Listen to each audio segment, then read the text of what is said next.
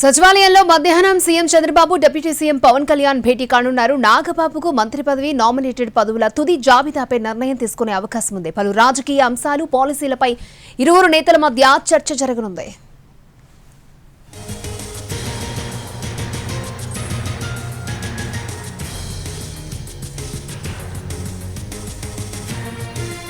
సచివాలయంలో మధ్యాహ్నం CM Chandrababu deputy CM Pawan Kalyan భేటీ కానున్నారు.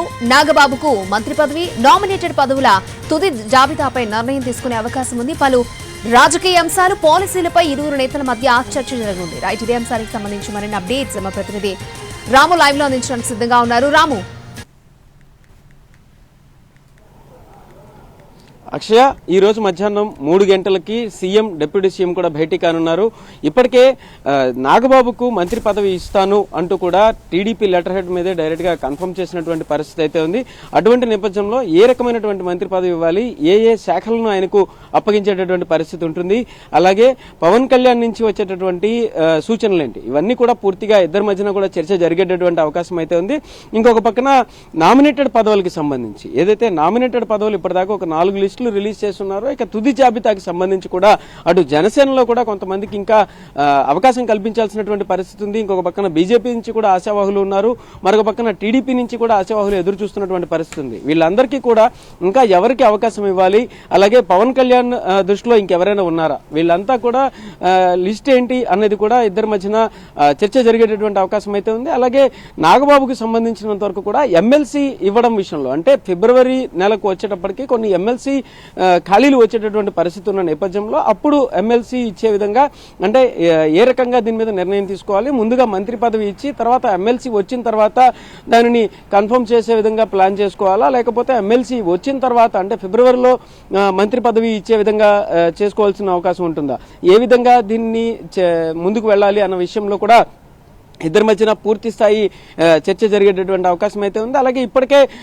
ఇన్ని పాలసీలు ఇచ్చిన నేపథ్యంలో మరొక 20,000 కోట్ల రూపాయల వరకు కూడా నిధులు వచ్చేటటువంటి అవకాశం అథారిటీ ఈ రోజు సాయంత్రం దానికి సంబంధించి ఆమోదం తెలిపేటటువంటి అవకాశం ఉన్న నేపథ్యంలో కూడా దీనికి సంబంధించి మరిన్ని పాలసీలు, అంటే మొన్న జరిగినటువంటి ఏదైతే సమావేశం ఉందో, చంద్రబాబు నాయుడు నిర్వహించినటువంటి సమావేశం ఏదైతే ఉందో 2047 విజన్ డాక్యుమెంట్ కి సంబంధించి జరిగినటువంటి సభలో ఆయన ఏదైతే పేర్కొన్నారో పాలసీలు ఇంకా చేస్తాము, ప్రజలకు సంబంధించినంత వరకు ఉపయోగపడేటటువంటి పాలసీలు చేయడంలో వెనకాడము అన్నట్టుగా ఏదైతే చెప్పారో దానికి సంబంధించినంత వరకు కూడా ఇంకా కొన్ని పాలసీలు చేయాల్సినటువంటి పరిస్థితి ఉన్న నేపథ్యంలో కూడా డిప్యూటీ సీఎం కూడా కలిసి కొన్ని పాలసీల విషయంలో తుది నిర్ణయం తీసుకునేటటువంటి అవకాశం అయితే ఉంది.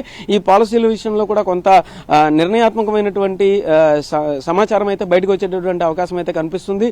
ఇంకొక పక్కన ఇప్పటికే ఈ రోజు ఉదయం పోలవరం విజిట్ చేస్తున్నారు. అలాగే ఇంకొక పక్కన అమరావతి అథారిటీకి సంబంధించి ఈ రోజు అనుమతులు కూడా కొన్ని నిధులకు వచ్చేటటువంటి అవకాశం అయితే ఉంది. అయితే వీటన్నిటికీ సంబంధించి నిర్మాణాత్మకమైనటువంటి పనులు ఏవైతే ఉన్నాయో అవన్నీ జనవరి నుంచి ప్రారంభించాల్సినటువంటి పరిస్థితుల్లో ఎక్కడ నుంచి ఎటువంటి విధంగా ఇంకా ఒక 5,000 కోట్ల రూపాయల వరకు కూడా వేరే మార్గాల ద్వారా నిధులు సమీకరించాల్సినటువంటి ఉన్న పరిస్థితుల్లో కూడా డిప్యూటీ సీఎం ఇద్దరు కూడా వాటి అంశంలో కూడా కొంత పాలసీల రూపకల్పన, అలాగే ఈ నిధులకు సంబంధించి కూడా కొంత చర్చించేటటువంటి పరిస్థితి అయితే కనిపిస్తుంది. ఏదైనా ఈ 3 అంశాలకి సంబంధించి పూర్తి స్థాయిలో సీఎం డిప్యూటీ సీఎం భేటీలో ఒక తుది నిర్ణయం వచ్చేటటువంటి అవకాశం అయితే కనిపిస్తుంది. అక్షయ. ఓకే రాము.